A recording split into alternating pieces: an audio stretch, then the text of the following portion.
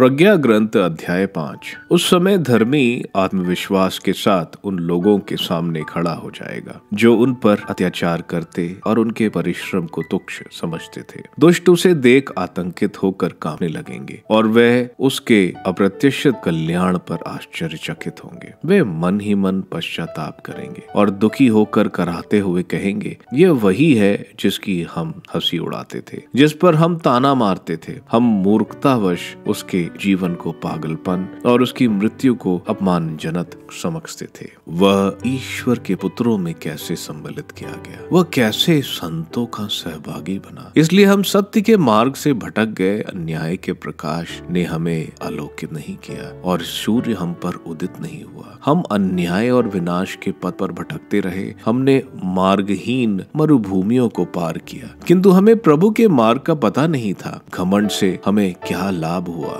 जिस संपत्ति पर हमें गर्व था उसने हमें क्या दिया? यह सब छाया की तरह उड़ती अफवाह की तरह बीत गया, समुद्र की लहरों पर चलने वाले जहाज की तरह जिसके परगमन का कहीं निशान नहीं, जिसके पैदे के मार्ग की कहीं खोज नहीं, या पक्षी की तरह जो हवा में उड़ता है जिसके मार्ग की कोई खोज नहीं। वह हवा में पंख फड़फड़ाता और उसे अपने पंखों की पूरी शक्ति से चीरता, किंतु बाद में वहां उसके उड़ान का कोई निशान नहीं। या बाढ़ की तरह जो निशाने पर चलाया जाता है, हवा उससे चीर जाती किंतु वह तुरंत जुड़ जाती है, जिससे उसके मार्ग का कोई पता नहीं चलता। इसी तरह हम जन्म के बाद तुरंत लुप्त हो गए और अपने सद्गुणों का कोई चिन्ह नहीं दिखा सके। हम अपने दुर्गुणों द्वारा समाप्त हो गए। सच दुष्ट की आशा भूसी जैसी है जो पवन द्वारा उड़ाई जाती है, हल्के फेन जैसी जो आंधी द्वारा छिटकारा जाता है, धुएं जैसा जिसे पवन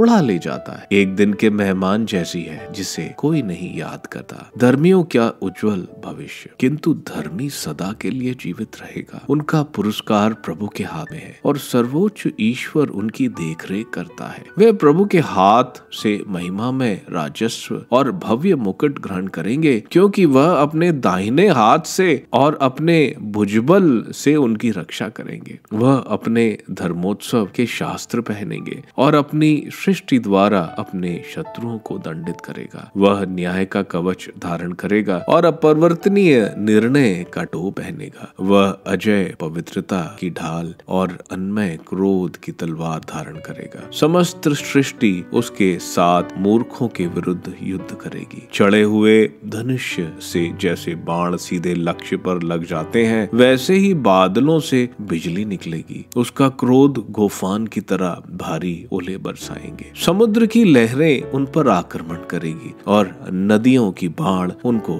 ढक देगी। घोर आंधी उन पर टूट पड़ेगी और भवंडर उन्हें छितरा देंगे। अराजकता पृथ्वी को उजाड़ कर देगी और कुकर्म शासकों के सिंहासन गिराएंगे।